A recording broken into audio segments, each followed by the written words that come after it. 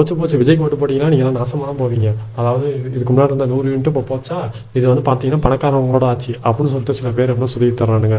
நான் இங்கே தெளிவாக சொல்கிறேன். ஃபஸ்ட்டு ஒன்று, அதாவது எலக்ட்ரிசிட்டி பில்லில் 200 யூனிட் ஃப்ரீ அப்படின்ட்டு அதை என்னன்றதை நீங்கள் அண்டர்ஸ்டாண்ட் பண்ணிக்கோங்க.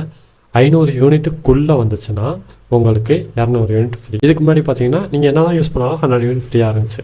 அது இப்போ கேன்சல் ஆகிடுச்சான்னு கேட்டிங்கன்னா கிடையாது. அந்த இதுவும் அப்படியே ஃபார்மில் தான் இருக்குது. லைக் நீங்கள் இப்போ எப்படின்னா 600 யூனிட் யூஸ் பண்ணிட்டீங்கன்னா உங்களுக்கு 100 யூனிட் லெஸ் ஆயிரும். ஆனால் நீங்கள் 500 யூனிட்டுக்குள்ளே யூஸ் பண்ணிங்கன்னா உங்களுக்கு வந்து 200 யூனிட் வந்து ஃப்ரீ.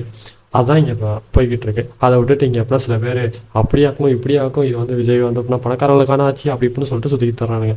அதுலேயே இந்த ஒரு அங்கிள் நம்ம வீடியோ போடுறேன், அதை பாருங்கள்.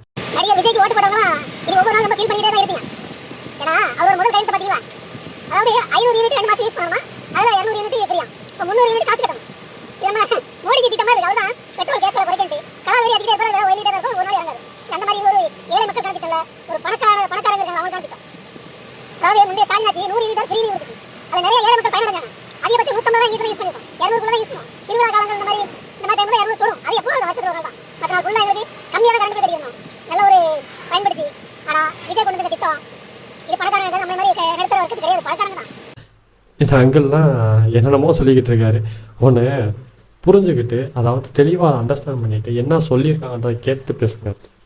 சும்மா ஏதாவது பேசணும்னு சொல்லிட்டு பேசிக்கிட்டு இருக்காதீங்க. ஸோ ஃபேக்கான நியூஸை வந்து ஸ்ப்ரெட் பண்ண வேணாம்னு நான் நினைக்கிறேன். நீங்கள் என்ன நினைக்கிறீங்கன்னு கமெண்ட்டில் சொல்லிட்டு போங்க. நான் சொன்னது கரெக்டாக தப்பான்றதை கமெண்ட்டில் சொல்லிட்டு போங்க. பை.